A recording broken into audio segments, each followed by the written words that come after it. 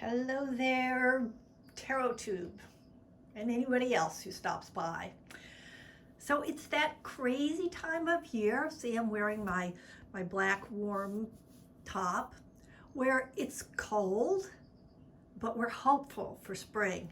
And I'm looking forward to cherry blossom season. This is the Northeast US at mid-March. Okay, so I've been looking at these snack boxes for months, a year, and I finally broke down because they had a cherry blossom theme one for this month, so I got it. And when it got here, I opened it up and looked real quick, and then I was like, you know what, I am going to just coordinate this. I'm going to put some other things in the box and turn it into a cardamom seed general feel-good box as well. So I pulled out the deck that I got last year at this time, which was the Sasarubido. There is a Sakura deck. I'll try to link something below. It's out of print. I didn't get it last year, and then I sort of regretted it. It's supposed to come back though, so I'll probably break down this time. But instead, I got myself this little cutie pie, and this is the Sage Rabbit Tarot, which has some Sakura cherry blossom vibe to it. And we will walk through that. But first, we're doing a little bit of everything. We're going to talk about cherry blossom scents. So when I was, oh, this sounds braggy, sorry. But when I was in Paris once, I stumbled upon this cherry blossom scent, and I just loved it. And I used it up, and it was so long ago, I don't even remember the perfume brand. But I've never found another one like it. This one is close. This is Occitane, which you can get, let's see, yeah, you can see the label, which you can get kind of anywhere. And they had like a little kit at the holidays. So I got the shower, the lotion, and then there's a little tube of lotion too. So that goes into my box to enjoy for this season that's coming up. And now let's take a look at this. Let's do a little unboxing. So this is just beautiful. I have to say, you know, I had said I was not sure about getting this.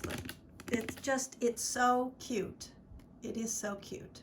So this is a limited edition 2023 Sakura box. And this is Japanese products. And here's the owner saying thank you. And here is a little pamphlet, Sakura in Kyoto. And in this booklet, I don't think we're going to look at everything together, but in this booklet they explain, let's zoom in a little bit, they explain what each product is and where it comes from, which I believe you'd call it a prefecture, but I could be wrong. So you get a little map so you can see where everything is from. So, I mean, I first found out about cherry blossom season because of the Washington, D.C. tidal basin cherry blossom trees. As it turns out, I live very close to Newark, New Jersey, and in Newark we have a park called Branch Brook, and there are more cherry trees there, and there are just so many cherry trees in my neighborhood, so I don't really have to travel to enjoy the season. And besides, if you're not familiar, all the trees don't bloom at once. There's lots of different varieties, and they bloom at different times, which is, and it's a little unpredictable, right? Because the weather is. All right, let's just, I may go back in and out of this because I love cherry blossom season. All right, so this one, okay, this is from Okayama, which is 5 over here. And let's see what this is, because, you know, not all of us speak Japanese. Although, look, I think we're going to learn. Very optimistic. Yeah, there you go. And my daughter has a friend who's in Tokyo right now working. So, hello, Lexi, if you see this. So this is a strawberry cake gummy. Oh my gosh, look at this. I think this is what it's going to look like. A strawberry cake gummy. How fabulous is that? All right, what else have we got? This is a Sakura cake. So that is a special cherry blossom time cake. Let's see. Sorry, this is a little bit jumble jamble. Is that it? No, that's not it. That's a cookie. Here it is. It's a cake, certainly pretty in pink. It's flavored with bits of real sakura blossoms, oh my goodness, which are pickled to preserve their fragrant flavors. See if you can find a full flower in your soft cake. Okay, that's going to be fun. What else have we got? This looks chocolate, but it's not. Couldn't be. Black sesame. All right, let's see what that one is. It's sort of a, looks like a, like a tube that got cut in half. Black sesame, here we go. A Japanese confection typically made of rice flour, sugar, and cinnamon. That sounds good. This senbei rice cracker is a take on a traditional crunchy, okay, let's see if I can get this, yatsuhashi. It's shaped like an instrument called a koto and flavored with nutty black sesame. Yes, I was right. It is like a little tube shape. So that would be a wind instrument, I think. But they've cut it in half for shipping purposes, I guess. What else have we got? Great. I love matcha tea. So, oh, and this is with toasted rice. That is awesome. Awesome. Toasted rice with a tea is a very good thing if you've never had it. Let's see what they say about that. Here it is. Is it? No. This is the top festivals to see. I wish I could. Okay, there's nothing specific about this tea. This is a gâteau soufflé. Wow. Let's see if there's anything about that one. Gâteau soufflé. Looks like it's from a Kanagawa.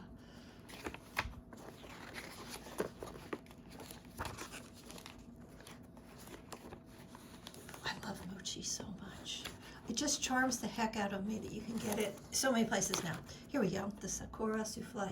Soufflé exclusively sold in the spring, so it's a popular seasonal gift for Japanese school graduations in March. Oh, that's interesting. They graduate in March. Carefully baked to be moist and fluffy while encapsulating beautiful cherry blossoms with its gentle scent. So, listen, a cherry blossom doesn't smell like a cherry, by the way, and it's a really gentle scent. So when you get these perfumes, it's some kind of blend of something or other that they think hints at it. Matcha Choco Arare? I'm sure that's wrong. It's an exclusive collaboration with Watanabe Seika of Kyoto. Kind of looks like rice cakes and like matcha covered something or others. Let's see.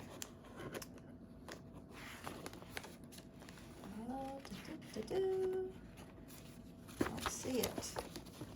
I'm sure it's in here, but you don't need to watch me flipping around like a crazy person looking for something. Oh, here's the tea that we saw before. Some chilies and roasted brown rice. Tea is filling, a little bit different from most teas. Lets its herbaceous and nutty aroma waft over you as the hot tea keeps you warm on colder nights. I've had that kind of tea in the morning, and it's very nice in the warm morning. Okay, I'm not seeing it. All right, let's get to the semi-American thing. Potato chips. What does potato chips have to do with Sakura? I am not at all sure, but I like potato chips. Let's see, maybe it's something about the way they're prepared. These limited edition thick cut potato chips are an umami sensation. Milky cultured butter, okay, that's a little unusual. And let's try it. Hokkaido, a prefecture known for its incredible dairy, and French Lorraine rock salt for a luxurious chip. Cool. Yeah, so this is worth noting if you have allergies or something. You do get all the information here because most of us aren't going to get it from the bag. What else have we got? These look yummy. Okay, this looks like it's sugar. Look how gorgeous. How gorgeous is this? Just the packaging makes me happy. All right. Let's see what those are. Those are little cookies. They are made with mochi gome, glutinous rice, giving this snack a sturdier texture than other rice crackers. It's flavored with soy sauce and large granules of sugar for a lovely sweet treat. salty, one of my faves. What else? Look how much there is. Okay, I'm not going to lie. This is not a cheap box, but look, you're getting so many different flavors for Ruda. Are there 2 of these? Yes, there's 2 of these. Let's see what they are. Oh, they're matcha chocolate cookies. Oh my goodness. This cookie is packed with sweet chocolate chips and earthy uji matcha, whoops, from Guillaume Zasuri, a tea house that has been crafting tea in Kyoto for over 800 years. A perfect companion for any cup of tea. Wow. And maybe because they're individually wrapped, I won't like slam them down. I'll just eat one. Try not to be too American. All right, more cookies of some sort. And this paper, it feels, it doesn't feel like plastic. It feels like rice paper. So, but it probably is plastic, but it's got a beautiful texture. All right, let's see what that one is. Is it this? No, it's not that. Maybe I got them confused. Maybe this is the one with the glutinous rice. More crackery, and this is something else. This is more of a cookie. I think I got those 2 mixed up. Let's see if there's another one for those. Sorry.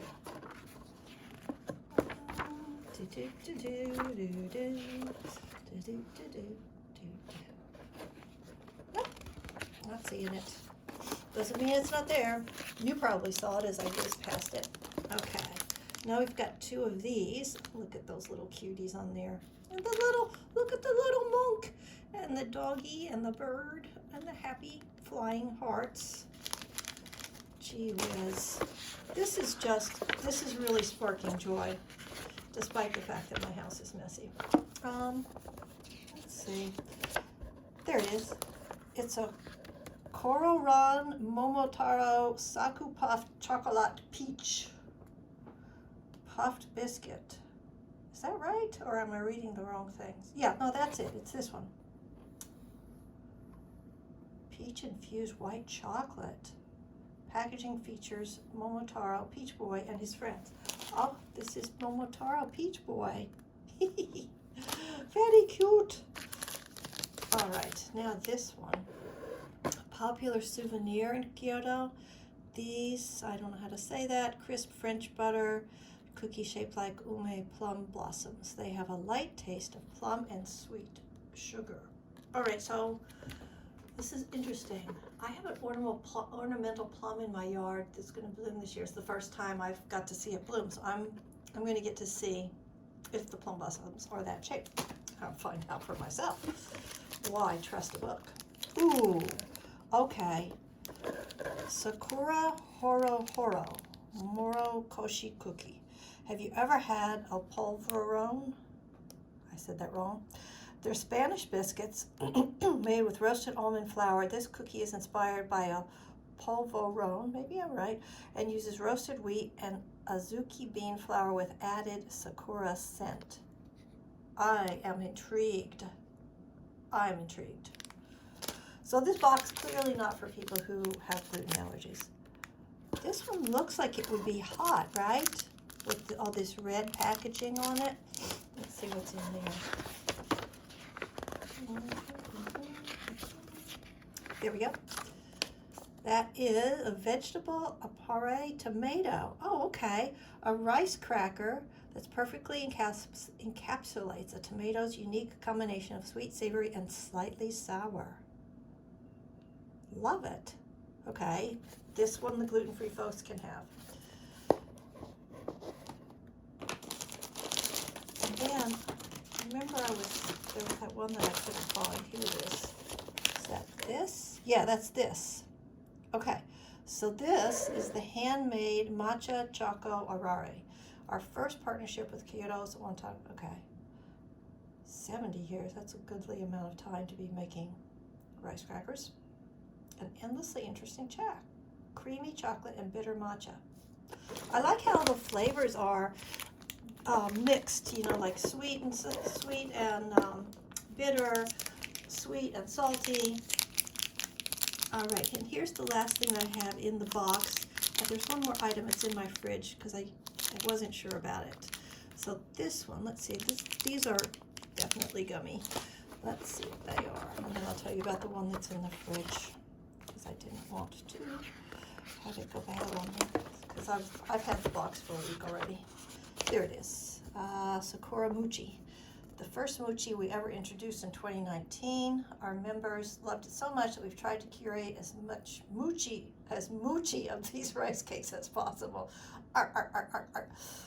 Sakura Mochi is a classic Hanami flour viewing snack, and this one is covered in rice flour to cut down on the stickiness. Thinking about that for a moment as a baker. Yeah, makes sense. Okay. All right, so now let me just show you the one that is not with me because it's tucked away in my fridge. It's this one. This little guy. These little moochies. I don't know, the way that was packaged, I just wasn't sure if it was going to be good out at room temperature. So, exclusive Dango Mochi is flavored with matcha from Uji City, Kyoto. Uji is one of Japan's top matcha producers, and Hatasuka has kneaded the verdant powder in the mochi dough and in its white bean paste filling. I have got some good taste coming for me. All right, so now, putting everything back in here, we're going to take a look at the deck that I got to celebrate the season. All of this goes in here except for I have plenty of green tea, don't worry. I won't run out of that. I'm going to tuck in my fragrances. Close up this box. Let's see, I think I could use it as a little table while I show you the deck. Let's center this up, get it closed. So I decided to get the deck, in the mini size. So here's my hand. It's just for, I've really taken to these smaller decks. It's easier for me to make a spread and take a picture of it and save it when I'm reading for myself or for others. So, little focusing issues. All right, I think I can just lay it down like this and you'll be able to see it just fine. Okay, here is our Fool. Look at this palette.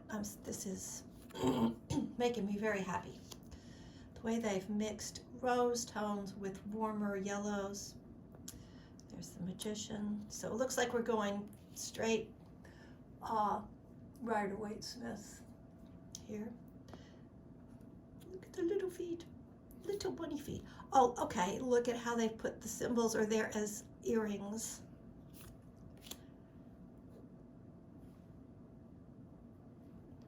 That's just beautiful. There's the persimmons.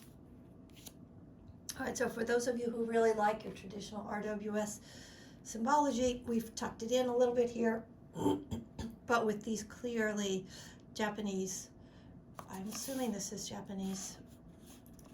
I do know that there's a lot of Korean cultural things that look very much like Japanese stuff, and in fact the cultures, although there's not a great history between the two countries, the cultures do share a lot. So there's the Hierophant.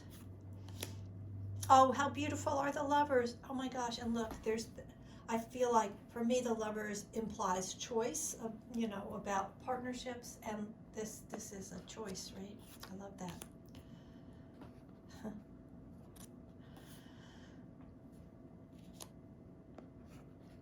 Nice strength card with the dragon, and look how peaceful she is. Like, strength can be also come from a calm place, right? The Hermit. The bunnies are everywhere. Well, this is, after all, the Sage Rabbit Tarot. There's Justice. The Hanged Man. Ooh, now that is a very interesting death card. I'm going to have to sit with that one for a while. This is intriguing. Like the black clothing over here, but the black rabbit here, white clothing here, white. Real yin-yang stuff. Ooh, very interesting. Temperance. The eyes are sometimes a little creepy to me. And I love this, you know, this kind of depiction of air and water with those lines. Makes me happy. Oh dear. Oh, that is a contrast. That is a big contrast. This is almost, you know, sort of cartoony anime. Oh. Okay, this also is intriguing. The imagery is in the moon, not down here. I like it. I like it when I get a card that sort of plays with traditional imagery and lets you come at it from a different perspective. There's the sun, the sunflowers. Good judgment. I think it's a Kuan Yin reference. Not fluent enough, I'm afraid. Of the world. Okay, now we'll go into our suits. Here's the backs. You can enjoy the backs as well. And I'm going to hold out the aces so we can look at the aces together at the end. The Two of Wands, 3. So yeah, not a pippy deck, very much illustrated throughout. Feel like picking up the pace a little bit. I'm not sure about that for a 6 of Wands, but all right. Like I said, this is new to me, so I'm going to have to spend some time with it. There's some cards that I'm definitely loving. Ah, there's me at this point in my life right now. And nothing lasts forever, right? It looks, somehow that looks a little bit Christian. I'm using natural light. The clouds just came out, if you noticed a difference there. There's the Knight. I like, you know, in terms of court cards, yes, it is the Knight, the Page, the Queen, the what, but you're not really tied into gender here except for the word. So I think that's nice. I like that. I like to be flexible about who or what these court cards might represent. And when the gender just sort of hits you over the head, it's harder to be flexible.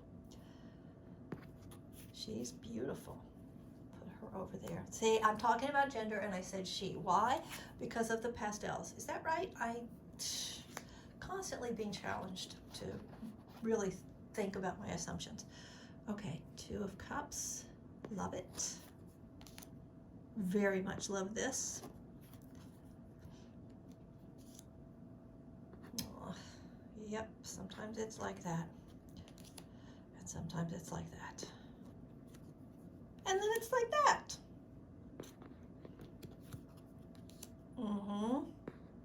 That's the approach you got to take. Unless you don't. That's a good one. This is a good one. Because look, you could, depending on what you wanted to read it as, you could do a few different things with that image.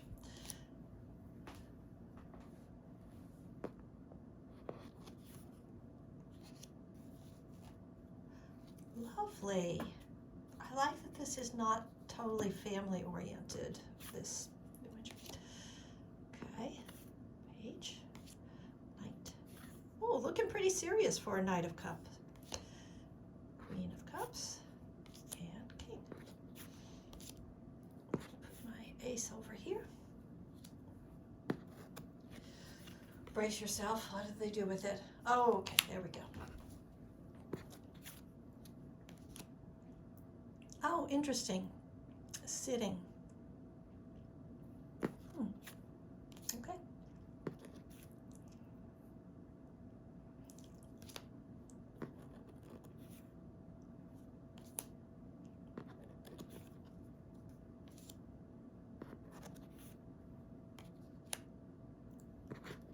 I just realized I got really quiet in the sword suit. Okay, breathe. It's okay. There's the Page. Knight. Queen. righty, and we're into the Pentacles. Kind of reminds me of the New York City subway token at one point. So it changed a lot over the years. That's interesting. Look how the Pentacles changed.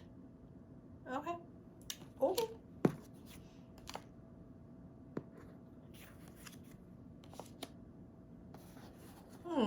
I have questions about the artwork on that. Did it, did the artist know that they were going to do that? All right, leave it alone. Six of Pentacles, nice.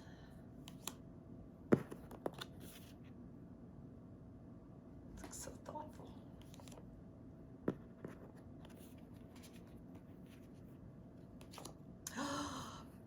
Oh, my heart.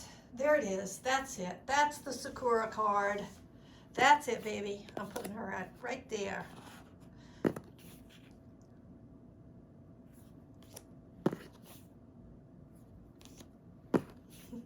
Another serious looking knight. More what I expect, though. All right. First impressions from me are I love this deck. Already, I love this deck. We'll see if it turns out to be something I use at other times of year, or if it becomes a real seasonal deck for me. And then, like I said, I always like to just, when I'm doing my sort of considerations of a deck, I do like to pull out the aces and just kind of look at those four energies and how did they get depicted. What is this? There we go. I can't seem to get that right. All right. Nice. And we've got some cherry blossoms here. All right, that's it. What do we get for a little white book? We get this booklet, as they said here. Chengdu Arcana. Chengdu, I think of that as a Chinese word. What do I know, really? Oh, a rabbit ear spread. Oh my goodness. Maybe we should do that. Okay. How to read tarot. All right, so they're giving you a few.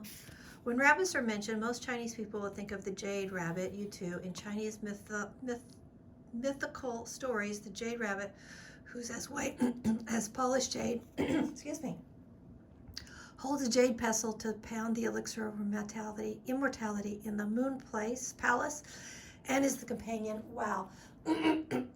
Excuse me. So this is also allergy season. Let me point that out. Okay, I'm not going to read all of this, except to say that I now realize that I'm mixing Japanese and Chinese things here, which is fine with me. I am neither, so yeah. All right, we are going to do a rabbit ear spread from the book, if I don't choke. And put this over here. Because, you know, Sakura season, no matter what you call it, is actually not limited to any one country. And I first became aware of it because of the cherry blossoms in DC, which were a gift from, I don't know if it was a city or the country of Japan. Whoops, I did not mean to mix it. Let's see if I can turn it over like that. Okay, so let's read about this. The two erect rabbit ears are very cute, and it always makes me forget about time when I feel their soft fluff. This is the best time to think. When you get lost in confusion, you can touch the left rabbit ear, and it will tell you the essence of the issue and the energy that can be strengthened, which are aspects you can control and continue to optimize. And then you can touch the right rabbit ear. It will remind you to take notice of the illusory and hidden aspects of the issue, which are something, whoops, I guess I can't shuffle and read at the same time, something you've ignored, and you should pay much attention to those aspects and turn them into your accessible energy. All right, cool. And now I feel called to bring another prop in because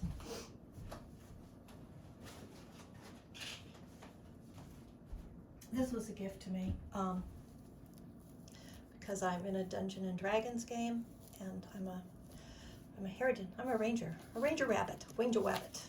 So somebody gave this to me because they knew I would wear them because I'm that silly. So we're going to use these for our left and right ear. All right, I'm going to take a breath, get centered, stop feeling so silly. You take a breath. And I think what I'm going to do is I'm just going to pull the two cards. I'm not sure yet whether I'm going to actually read or interpret them, or just sort of leave it open there for you to take a look at, but I probably have to say something. And I shuffled in reversals, which I don't normally read, but you know what? I think I'll go ahead and pull reversals because that's just what's happening. We'll see.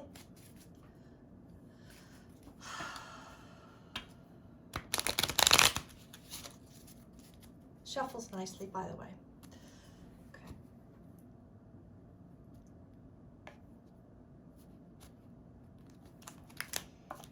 All right, so the left ear, this is the one we're pulling first. Tell you the essence of the issue and the energy that can be strengthened, aspects you can control and continue to optimize. One of my favorite cards, by the way. All right, and then the right ear will remind you to take notice of the illusory and hidden aspects of the issue, which are something you've ignored, and you should pay much attention to those aspects and turn them into accessible energy. All right, left and right. I think of both of these cards as, well, you know, it depends on the context, but I think of them as positive things. So I think this is a kind of a fun thing to say, the Page of Pentacles, like, what is it that you're not seeing? What's hidden?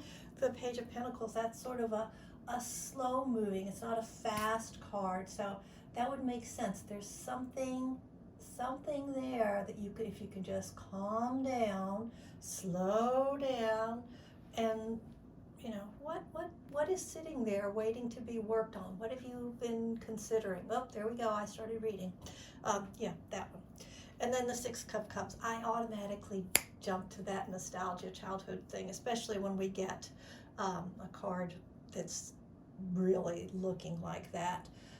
So that's something that you might be aware of and that you can strengthen of. It's something that's going to help you right now, whether that's, you know, real people, inner child stuff, some multi-generational, not necessarily blood relation, but I think it does talk to a more mature personality and a less mature personality interacting.